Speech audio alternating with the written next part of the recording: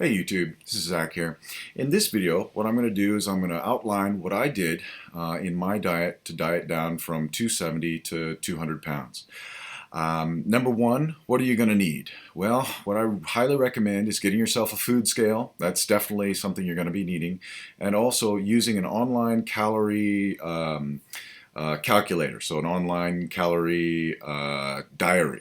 What I use is fatsecret.com, and if you go to FatSecret, just one word as it sounds, fatsecret.com, if you go there you can look up my profile, which is Columbia HD, and you can see what I'm eating, exactly what I'm eating on a daily basis. So what I did at first was I knew that if I cut my calories too high, like you just cut your calories in half, your body will think that it's starving and then react by slowing the metabolic rate down, and you're not going to lose any fat at all. So what I did was I said, okay, I'm 270.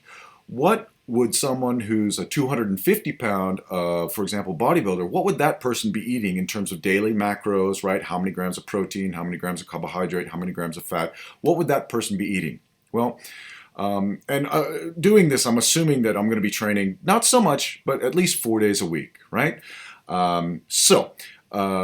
Basically what bodybuilders do when they cut is they'll take their body weight in pounds and times that by 12, and then that's your total calories for the day in a cutting cycle. If they're trying to bulk up, they'll take their body weight and times that by 18, and that's their total calories for like a bulking cycle. At any rate, my weight my goal weight at 250 pounds times 12 was 3,000 calories per day.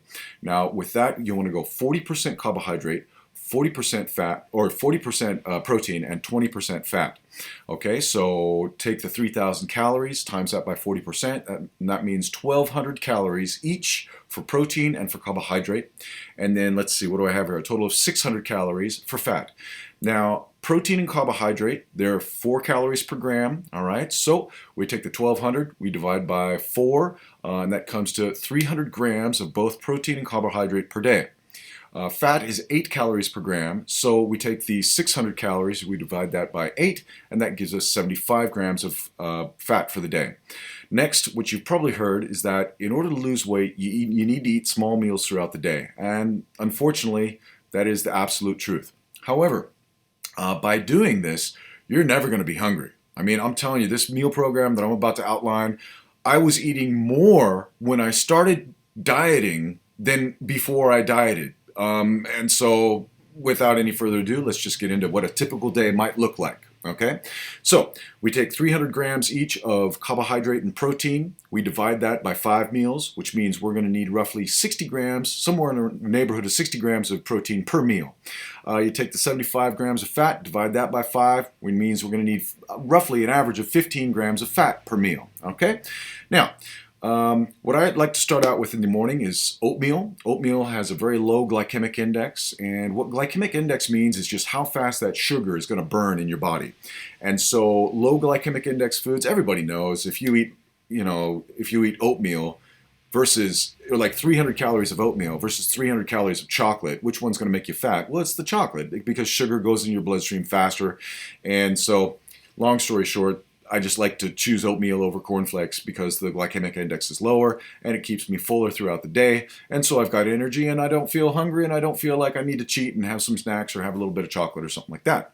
With that, I'll do eggs, and eggs are actually one of the more expensive things in this diet, but I really like to start off the day with eggs, and the fat in egg yolk will actually help you keep the fat off, so I do include some egg yolk. So breakfast is 1 cup of oatmeal, 8 egg whites, and 2 whole eggs. You can prepare that any way you like. You want to make a scramble? Fine. If you're pressed for time, I just scramble the eggs up, mix it up, and just pour it right in the oatmeal. On some days when I got to eat my breakfast in the car when I'm driving to work, At any rate, that'll give you a total of 52 grams of protein, 56 grams of carbohydrates, 13.5 grams of fat, for a total of 566 calories. Meal number 2, this could be around lunchtime, 150 grams of chicken, 200 grams of white rice. That gives you a total of 51.5 grams of protein, 55 grams of carbohydrate, 6 grams of fat for 504 calories. And with the chicken, you can put any kind of flavoring you want to on that. You can go with, lemon pepper, garlic pepper, just plain salt. You can use barbecue sauce. Barbecue sauce got some calories in it, but it really tastes good and it helps the chicken go down. And you just look on the back of the bottle, and just think, okay, 1 tablespoon is X amount of calories, so that means I'm going to have X amount of tablespoons. You just figure that in. You put that right into your fatsecret.com diary, and it's got all the brands of barbecue sauce in there. So if you go to Trader Joe's barbecue sauce, it's in there. So at any rate, flavor it just however you like it. And then let's see, next meal, which be about 3 o'clock, and I think most employers, if you're like seriously trying to diet and trying to lose weight and do something do something about your health, I think any good boss is just going to say, or any manager is going to say, yeah, sure, you could take a 10-minute break at 3 o'clock. I mean, people take 10-minute breaks at 3 o'clock to go smoke a cigarette, so why can't you take a 3-minute break or a 5-minute or a 10-minute break to eat a small lunch? And so I think you probably shouldn't have any problem with that. At any rate, another 150 grams of chicken, 275 grams of boiled sweet potato. Why boiled? Because boiled sweet potato has a much lower glycemic index than baked sweet potato. I think boiled, it's something in the neighborhood of like 56 or 52, and when it's baked, it's like 86. And so we go boiled with that. And 275 grams of sweet potato. Man, you are going to be full when you finish eating that. It's almost hard to eat. That'll give you 48.5 grams of protein, 50 grams of carbohydrates, and 6 grams of fat for a total of 455 calories. All right, next I've got 250 grams of cod. Codfish is good. Salmon is also good. I like to try to eat fish once a day. Cod is also kind of cheaper, so just buy whatever's cheap in your local area.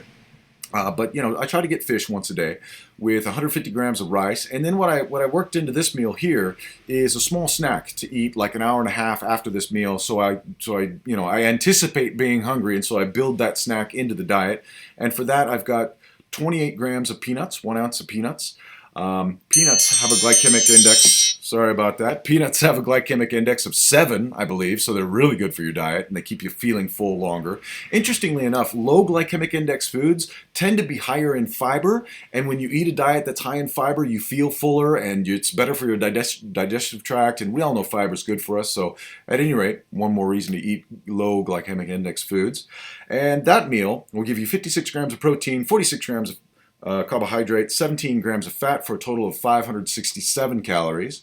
And now I've got one more, which is what I would recommend for a post-workout meal. You just put this in wherever. If you work out in the morning, do it after that. If you work out in the evening after work, just do it after that. And what I've got there is 150 grams of chicken, 200 grams of orange, and 100 grams of banana. You could do apple if you wanted. But at any rate, we're supposed to eat 2 servings of fruits and 2 servings of nuts every single day for proper health. And so that's built into this diet. And what I do is the fast-acting sugars that are in the fruits, they're really good. It's good to eat a fast-acting sugar after your workout to replenish your liver glycogen, and then replenish your glycogen stores in your muscles. And so that's why I like to do fruit after a workout. At any rate, that meal is going to give you 49 grams of protein, 46 grams of carbohydrate, and 6 grams of fat for 429 calories. We add one more snack, which is 1 ounce, 28 grams of raw almonds. All right, that's 6 grams of protein, 6 grams of carbohydrate, and 14 grams of fat. With a total calories of 160. Actually makes those almonds and those peanuts, they make wonderful snacks, folks. You're gonna feel fine after you eat those if you gotta wait another 90 minutes until your next meal, which gives us a total of, right now, all that food that we just talked about eating, that's gonna give us a daily total of 262 grams of protein, 252 grams of carbohydrate, 62.5 grams of fat for a grand total of 2,681 calories. Now, if we go back to the beginning, you're going to remember he said it was 3,000 calories. Well, you're right. Yeah, we're cutting. We're losing weight at 3,000 calories. And so what does this mean? This means at the end of my day, I've still got 319 calories left to play around with. So you know what? I'm going to have a cup of ice cream. I'm going to eat some goddamn potato chips. I've got a little bit of room in there to eat something I want. Or if I'm just a little bit more hungry, when I eat lunch, fine, I add a little bit more. I add one more snack of peanuts to the day or whatever. And so by calculating your food, what it does for you, number one, is it just lets you know how close you are to hitting your daily macros, which means if you got a little bit of room left at the end of the day, you can have a snack. I'm going to, for example, looking at this right here, you know what I'm thinking? I'm thinking I'm going to cut some of the chicken out of that and I'm just going to add some steak, and I'm going to leave the fat on the steak. Actually, steak it's got a lot of fat in it, but the fat in steak is actually high in omega-6, which is that's a good fat for you. The almonds as well, there's really good positive fats, omega-3s, omega-6s in those, and so really will help you lose weight. One of the things that a lot of my friends ask me about when they ask me about training and diet is they say, well, should I drink green tea? Right? I heard green tea is good to help you lose weight. Should I drink lots of water? Should I eat almonds? I heard egg yolks are good. Should I eat egg yolks? The answer to all those questions is yes. What those things will do is they'll make small little percentage points of difference. Are you going to lose more weight this month? Not a lot, but if you drink green tea every day all year long, that's going to add up to 2-3 pounds.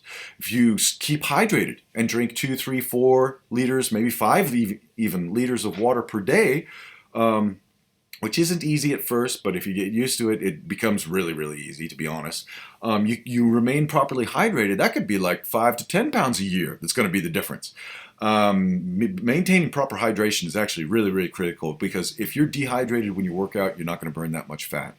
And so by keeping a diary that gives you the confidence to know, like, okay, it's okay for me to have some ice cream today. You know what? I'm going out drinking with my buddies later on tonight, so with this lunch, I'm going to cut out some of that sweet potato, and I'm going to cut out a little bit of calories with my dinner, just some of carbohydrates with my dinner as well. And then when you get to the end of the day, you don't have 300 calories left over. You got 1,000 calories left over, and you say, you know what? It's Saturday night. I'm going to have some beers. I'm not going to worry about it. And I'm just going to track my macros on the next day and the next day and maybe cut them just by a little bit more. And then fine, you can go out drinking once a week or even twice a week and still lose body fat. And so the real benefit to weighing your food and keeping a diary is just the knowledge that that you're in the right zone and that you're doing the right thing to help you lose fat over time. Now, in later videos, I'll get into like how to do food prep, how to cook meals, and how to prepare food earlier in the week. A couple of basics. It's always good to have a rice cooker. When I do boil sweet potatoes, I'll boil like a few of them at a time and then just cut them up like this and then keep them in a big Tupperware thing in the fridge. And then when I want to put sweet potatoes into a Tupperware thing for my lunch at work or whatever, I just weigh them out, just pull them out. They're already prepped and everything. I also fry up chicken breasts. I'll usually fry up. I'll cut them sideways like this and then fry them in a pan with a little bit of olive oil. Again, olive oil is good for you. It's okay. It's a good fat. Actually, people in the Mediterranean who eat a diet that's high in olive oil tend to be skinnier. So yeah, if you're not using salad dressing that's got olive oil in it, go ahead and switch to the stuff that's got olive oil. At any rate, cut the chicken breast sideways and then fry them up in a pan until they're cooked. And then just put them in a big Tupperware thing and keep them in the fridge, and then pull them out when I need them and flavor them whichever way I want on the day that I'm going to eat them. Those types of things. I'll get into that in a later video, but basically, that's a basic diet outline. Now, what do we do once we get down to 250? Well, then we recalculate for someone who weighs 230. And maybe when you're at 230, recalculate for how many calories someone would eat at 220. And when I was 220, I recalculated and I say, okay, I want to weigh 200. So what does a 200-pound person eat? So just to give you an example, 200 pounds times 12, right, gives you 2,400 calories, which means in a given day, you need 960 calories each of carbohydrate and protein. You need 480 calories of fat, which means we've gone from, 300 grams of protein per day to now we only need 240 of protein and carbohydrate per day, and 75 grams of fat per day, but now we need just 60 grams of fat per day. We divide that by 5 meals each, and it's 48 grams each of protein and carbohydrate per meal, and 12 grams of fat per meal in fat, which if you look at it, it's not such a big cut. So we've gone from being 270 to now being 220, and we are only cutting 12 grams of carbohydrate per meal, which 12 times 4 is 48. So we're only cutting 48 calories of carbohydrate per meal, but we've already dropped 50 pounds. So by recalculating along the way, you can continue to lose weight, but it's not so drastic that you feel like, oh my God, I'm so hungry, I haven't eaten all day. So at any rate, without making this video too long, that's your basic introduction to how I dieted down, and template as to how you can do the same. And like I said in previous videos, good luck.